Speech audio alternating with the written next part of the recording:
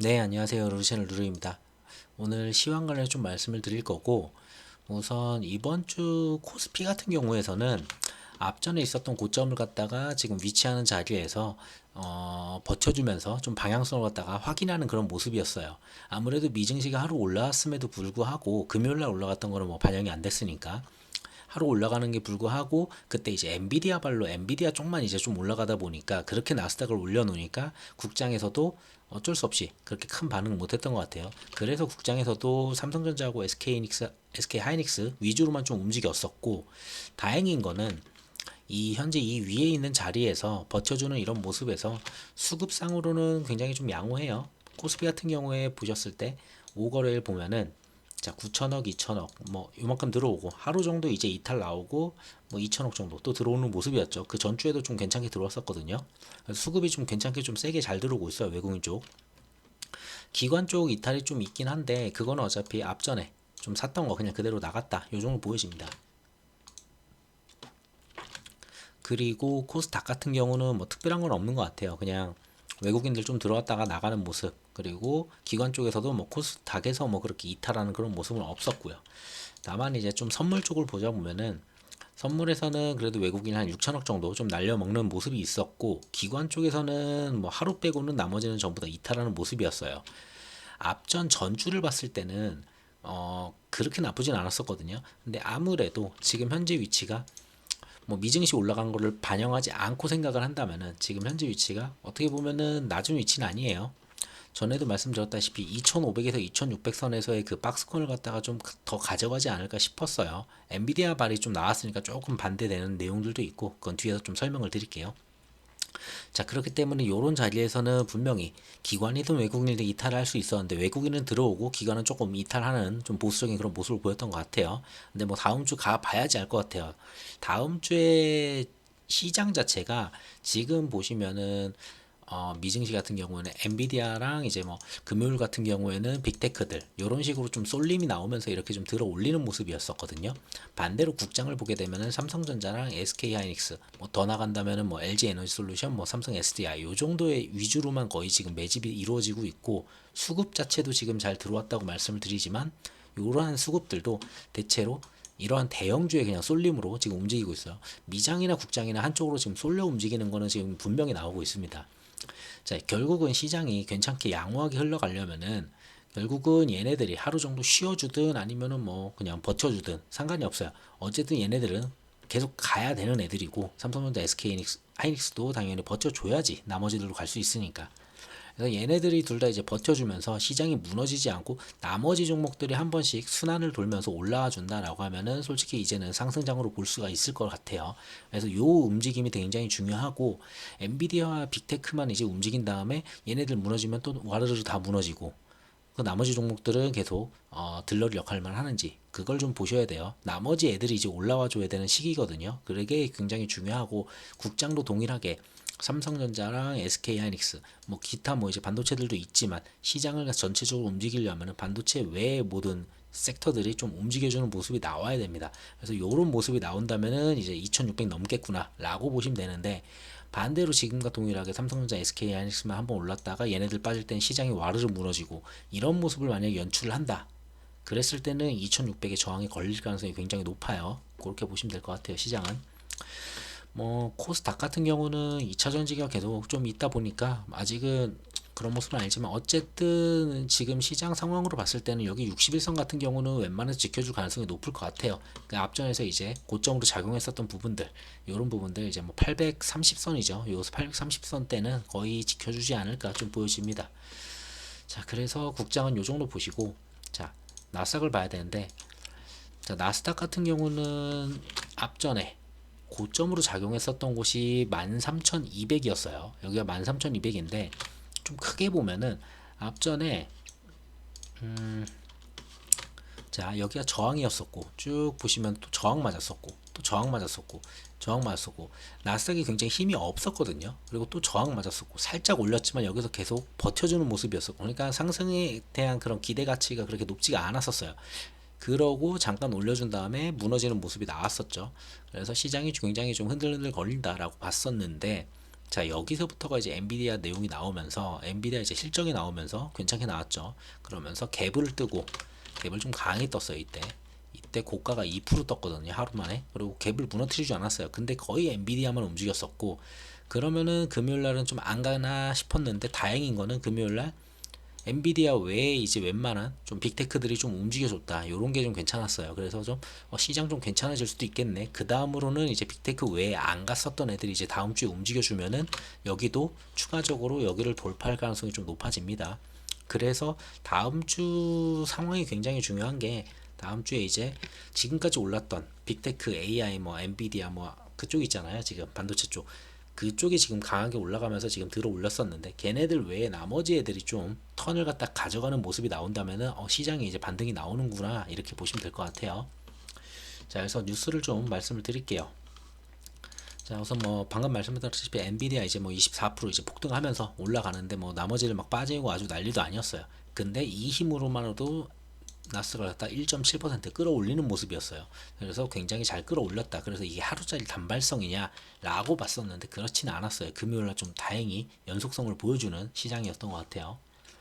자, 지난주 내용 중에 좀 보게 되면은 또 중요했었던 거는 PC이죠. 사실상 봐야 되는 게 지난주에 별게 없다고 말씀을 드렸어요.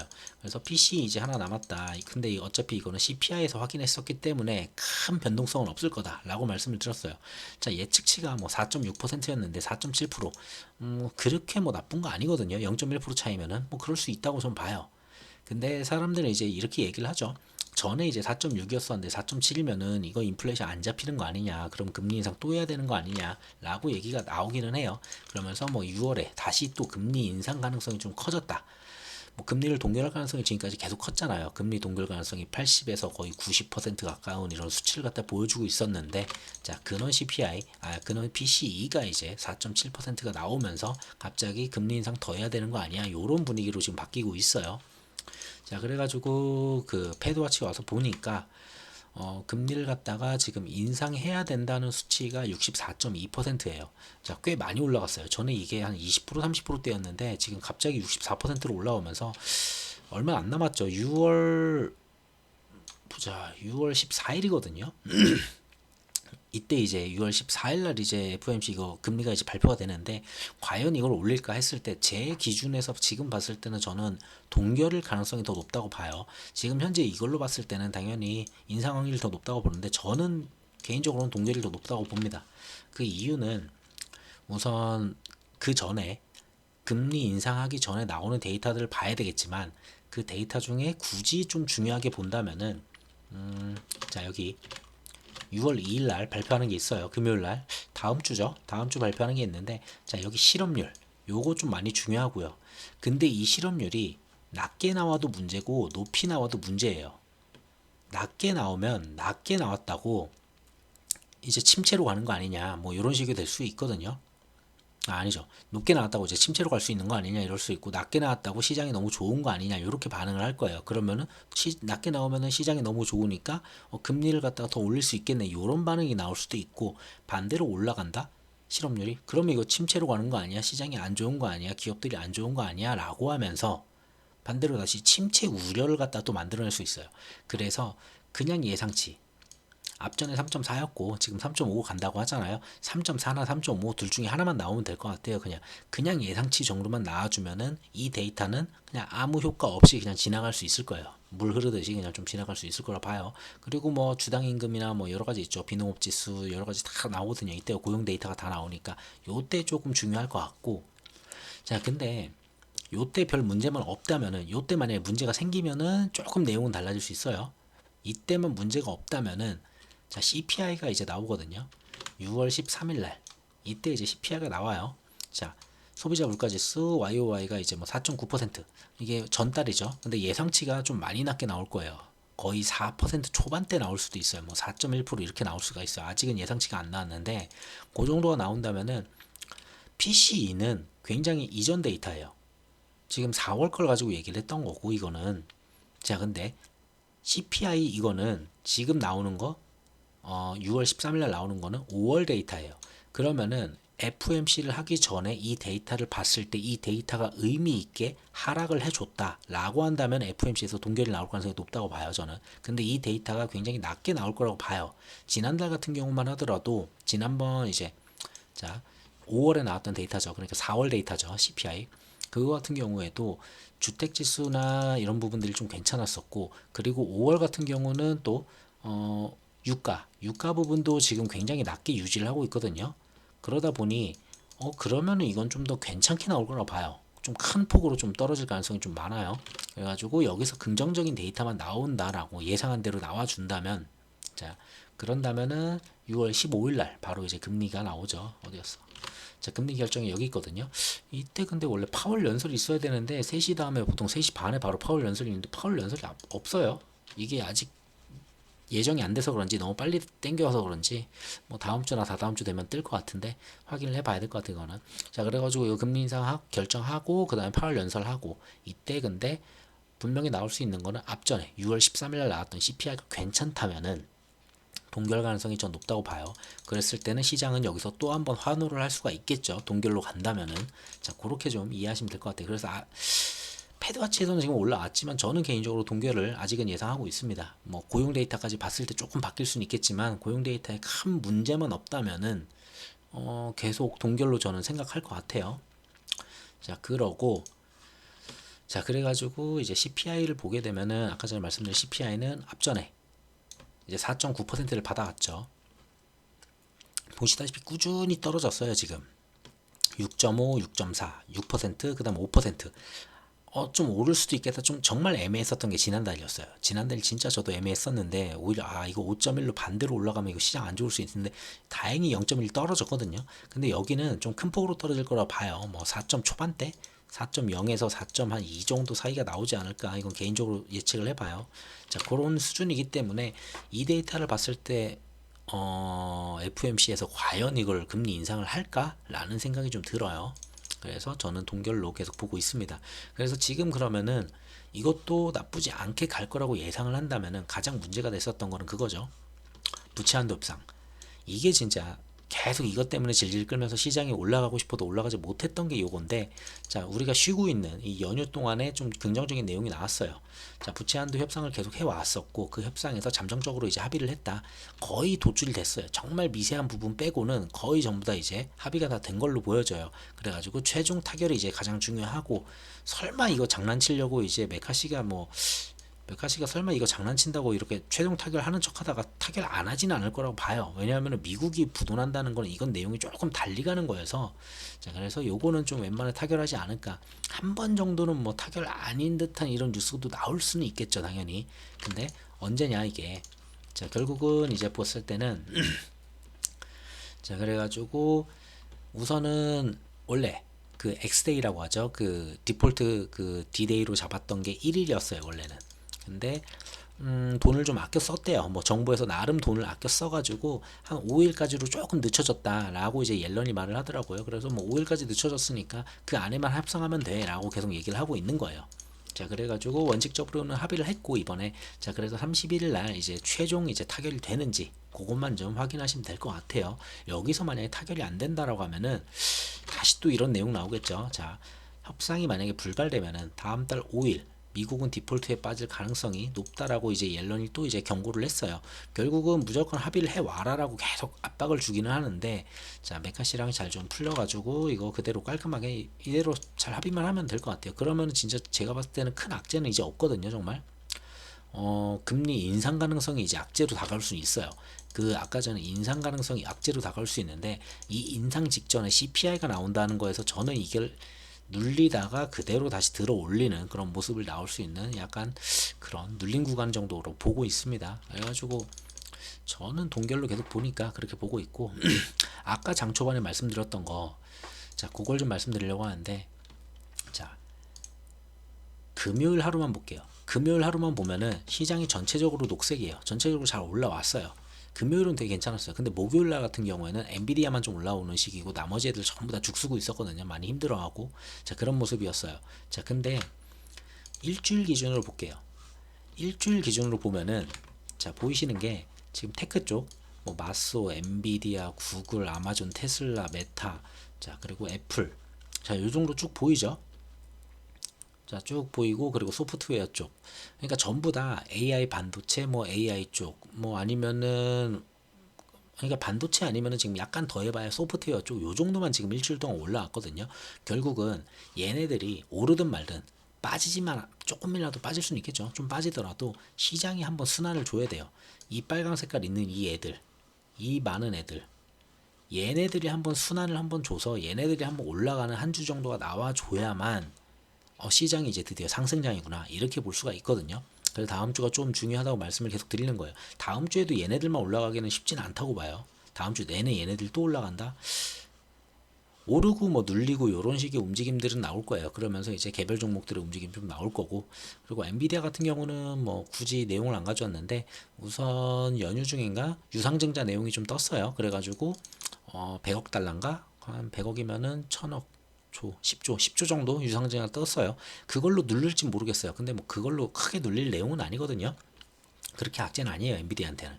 그래가지고 뭐 그렇게 우려스럽진 않은데, 그걸로 만약에 여기를 누른다, 그래서 시장이 만약에 또 전체적으로 빠진다 그랬을 때 얘네들이 좀 눌리면서 쉬어가더라도 나머지 애들이 좀 살려주는 그런 장세가 나온다라면은 시장은 이제 좀 상승장이다, 요렇게 좀 보실 수 있을 것 같아요. 그리고 다음 달에 그렇게 우려되는 게 없잖아요. 우선은 만약에 진짜 최종 타결 되고, 자 여기서 부채한도 협상 최종 타결이 잘 된다고 치고, 자 그 다음에 CPI가 예상대로 잘 나와준다면은 인상 가능성은 당연히 인상 못하죠.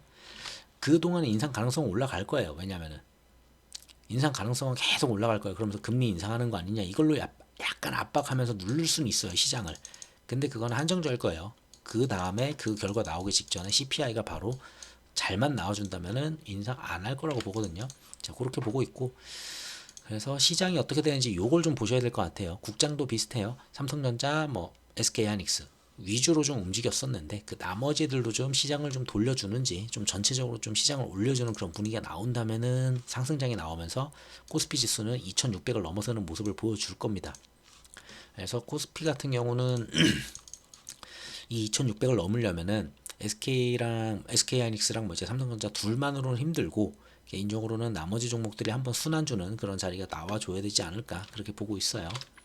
자 그리고 러시아는 또 와서 보면은, 러시아 같은 경우는 지금 여전히 전쟁 중이고, 문제는 이제 그거죠. 벨라루스한테 이제 전술 핵을 갖다 배치를 했다는 게 있어요. 그러니까 또 다시 핵 얘기가 나오는데, 이걸로 크게 흔들리진 않아요. 예전부터 핵 거렸기 때문에 뭐 그렇게 이걸로 사람들이 이제 우려하지 않는데, 만약에 이걸 쓴다? 그러면은 내용이 좀 세지죠. 근데 뭐 예전에도 저런 이슈가 터지면은 기술적으로 쫙 뺐다가 쫙 올라가는, 한 15일이면 거의 정리가 되는 그런 모습이기는 해요. 거의 안 쓸 거라 보는데, 어쨌든 간에 전술핵 배치했다, 이런 내용도 있다고 좀 보시면 될 것 같아요. 자 그리고 러시아 같은 경우에 뭐 지금 계속 싸우고 있죠. 뭐 키이우의 대규모 드론 공습 뭐 계속 열심히 싸우고 있습니다, 여기는. 그래서 이걸로는 뭐 크게 될 건 아니고, 우려해야 되는 부분은 전술 핵이다. 그리고 곡물 쪽 뉴스가 조금 있어요, 있기는. 곡물 쪽 뭐 이제 합의를 갖다가 뭐 취소하겠다, 이런 내용들이 있는데, 곡물 쪽 조금 보시면 될 것 같아요. 그 곡물 합의했던 거 있잖아요, 흑해로 나가는 거. 자 그 정도만 보시면 될 것 같고, 여기는 그렇게 센 뉴스는 없어요. 그래서 그리고 국장 얘기인데, 국장은 한국과 이제 미국과 중국 사이에서 되게 애매한 위치예요. 자, 2차 전지를 생각하더라도 원자재 요 부분이 굉장히 중요하고, 그리고 미국과 중국의 그 반도체 이 사이에서도 지금 굉장히 애매해요. 그러다 보니까 우리는, 그리고 수출을 미국, 중국한테 다 많이 해요. 그리고 수출로 먹고 사는 나라다 보니까 그건 어쩔 수 없어요. 근데 한쪽을 갖다 손을 들어주기 진짜 애매한 상황이거든요, 어떻게 보면은. 근데 이쪽이 계속 싸우다 보니까 좀 좋지가 않아요. 그리고 오늘 날짜로 지금 나온 게, 미국 같은 경우에 이제 미중 통상 관계에 돌파구가 생기더라도 관세 폭탄에 대한 재검토랑은 상관이 없다. 그러니까 미국이랑 중국 지금 계속 여전히 안 좋은 거예요. 이거 뭐 통상 관계 돌파구가 좀 나온다 해서 뭐 이거 미중 관계 좋아지는지 싶어도 그게 아니라는 걸 그냥 박아버렸죠, 미국이. 그런 거 아니다, 그런 건 아니니까 꿈 깨라는 그런 얘기예요, 지금. 그러니까 미중 관계 계속 안 좋아요.